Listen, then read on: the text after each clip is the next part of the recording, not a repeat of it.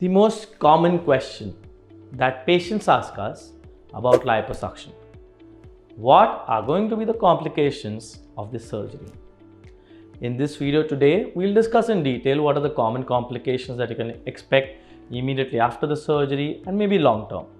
Hi, I'm Dr. Saumil Shah. I'm a plastic surgeon practicing in Borivali, West Mumbai. I'm the director of plastic surgery at Skin Zone Aesthetics.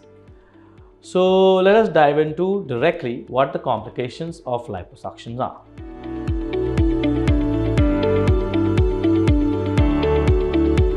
So what do we mean by the short term or the immediate complications after liposuction? You've had a liposuction surgery, and after that, whatever happens within the first 3 weeks to say a month's time, we term them as short-term complications. These are complications for which we do a lot of things so that they are avoided. One of the main complications that is not a very common thing, but the most common complication after liposuction would be what is called as seroma formation. So let us first understand what is seroma. During liposuction, we take fat out of the layer between your skin and your muscle. This leaves a hollow space over here, which in medical terminology we call dead space, which is nothing but space that is left behind. Now, because we do liposuction over here, this creates raw area both under your skin and over your muscle. As you must have seen, if you have any raw area or any wound on your body, it secretes fluid. Similarly, inside the body, there is fluid that is secreted. This fluid, if it collects and is not absorbed by your body, it sort of forms a lake of that fluid. That is what is called as a seroma. Usually this fluid is absorbed by the body through a method through vessels what are called as lymphatics. If the amount of fluid overwhelms this system, then the seroma formation happens. Now, what are the couple of things that we want to do after the surgery for you to avoid the seroma formation? One is wearing pressure garments so that there is no dead space and so there is no space for the fluid to collect. So pressure garments are very good for this.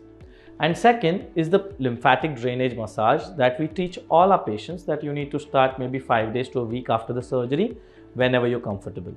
This is something that we absolutely want our patients to do because one, it definitely decreases seroma formation, and two, it also decreases the swelling that happens after the surgery.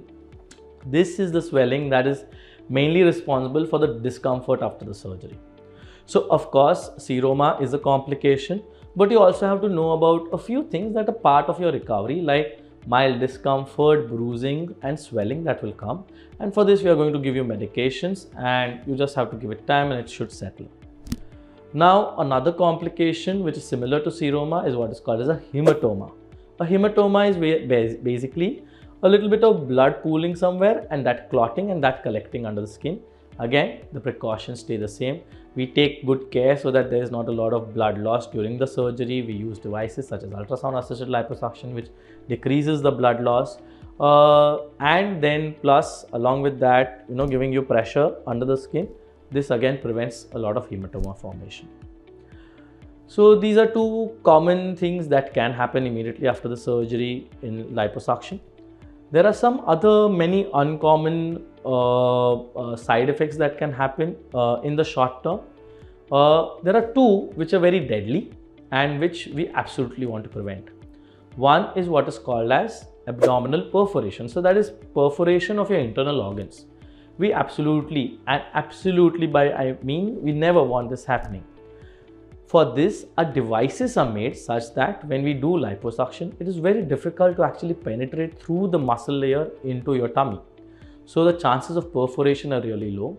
Plus, we are trained to always understand and see where the tip of our cannula is when we are moving inside your body. So my left hand, so if I'm moving my cannula with my right hand, so I'll just show you. So if you're moving a cannula with a right hand, the left hand is on top of the tummy and this is what actually is feeling it. Like how I'm looking with my eyes, our hands are trained to sort of look with our fingers to see where that cannula actually is. We do know whether it's deep in your fat tissue or superficial.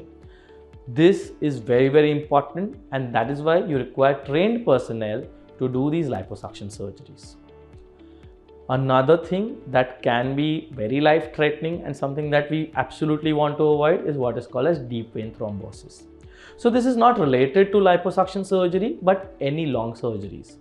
Deep vein thrombosis is when a person sort of lies down, and how it is in anesthesia for a long time, and there is no movement of your calves. Sometimes the blood pools in your legs.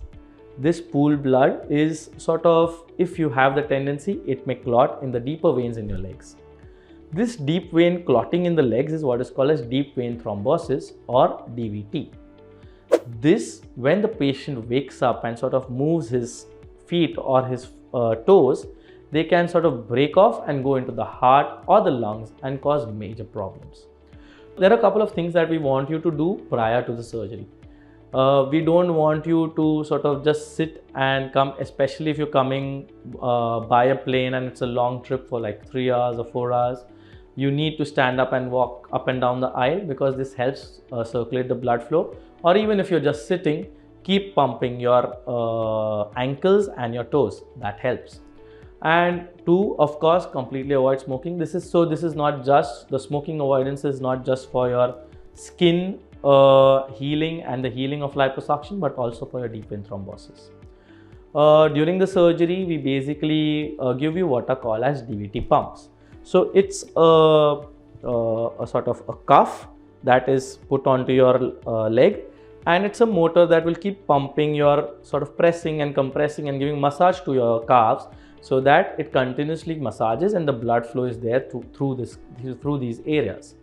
We'll do a video maybe a little later where we'll talk about all the safety principles or protocols that we follow inside the OT to keep you safer.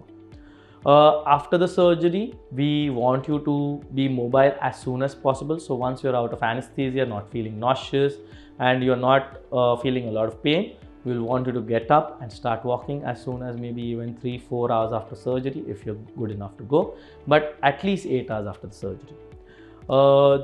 This is some of the care that we take to prevent DVT, which is something that we again absolutely want to avoid. One other complication that is very rare in liposuction but is more common for, say, surgeries where we cut the skin, is basically what is called as skin necrosis. So this is where the skin loses its blood supply. One of the biggest risk factors for the skin necrosis happening is our patients smoking. Many times they don't tell us during the consultation, feeling that it's not relevant, but the history of that a patient smokes or vapes or does hookah or any kind of tobacco is very important, because this decreases the blood supply to the skin, so it may increase the chances of the skin causing issues, and it also decreases the blood supply to the inner tissues under the skin, and so there is more what is called as fibrosis. So the hardening and the irregularity of skin may increase in the long term as well. So if you're smoking prior to liposuction, we would want you to stop smoking for at least 3 weeks, and after liposuction for at least a month, and also avoid passive smoking.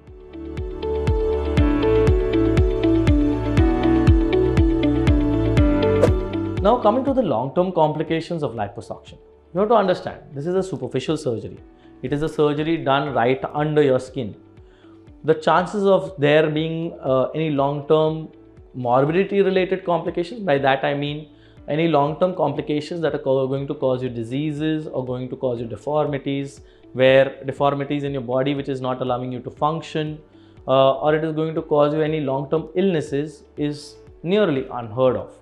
Because liposuction is a surgery where only the superficial layer of your body is operated on, and we don't go into the deeper viscera of your body or the internal organs of your body.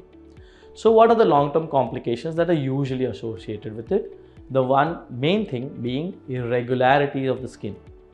Now this is a common thing. A lot of the times it's something that a lot of surgeons feel that it's expected of liposuction.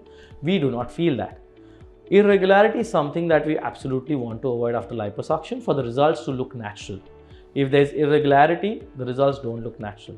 And by irregularity, I don't mean the troughs and the valleys and the hills that we create through liposuction, because we don't want a characterless abdomen or a characterless body part. But these are like in a body part where there should be a crest there is a trough, or where there is a trough, there is a crest, or there is a line in between that comes. This is what irregularity means. The common causes of irregularity are maybe overdoing liposuction in one area, or missing doing liposuction from a particular area. It can also happen due to use of energy-based devices like, say, laser or ultrasound energy and laser-assisted liposuction, if the practitioner is not very well versed with it or trained in it, because then sometimes some amount of fat later sort of melts and goes away, which is not seen during the surgery. It can also happen with energy-based devices, as well as just other liposuction, normal liposuction, if the patient is smoking, because if there is a lot of fibrosis or what we call hardening under the skin, and this is not massaged away well, then this irregularity can persist. So there are a number of reasons why the irregularities can come. How do we try to avoid it during the surgery? One, we are very careful and conservative in how we do the liposuction. We again and again check during the surgery whether we are not creating something. We do not rush too much. The technologies that we use, we are very well trained to do it. There is one technique in liposuction called as safe lipo, the final part of which is called as fat equalization, FE. Here we basically move the cannula in such a way that the remaining fat sort of forms a carpet under your skin and removes any irregularity if they are to appear. So this is something that we regularly do, and it's a technique that has been developed by Dr. Saumil Jr. and has been in use for the last 8-9 years very regularly by plastic surgeons all over the world. After the surgery, we want you to wear your pressure garments. We want you to do the massaging as required. We want you to take any physiotherapy sessions if required for manual lymphatic drainage as well, because this will help prevent the long-term irregularities that can come. So these are the main complications, if you would, not an exhaustive list. This is just the main complications that may happen with liposuction. There are others as well, usually very, very rare if they do happen. These are the ones that you need to know before going into a surgery. You need to ask your doctors or your plastic surgeons as to how they are going to prevent these complications for your surgery of liposuction. And you need to also see the results, whether you see any of these complications in these results. So that's it. If you need to know more anything about liposuction, the complications, how they could be managed, or anything of the sort, do get in touch with us. We also do a lot of secondary surgeries to sort of improve the irregularities of these related to these liposuction surgeries. So if you have them as well and you just want a query that you want to drop in, you're most welcome for that as well. Thank you.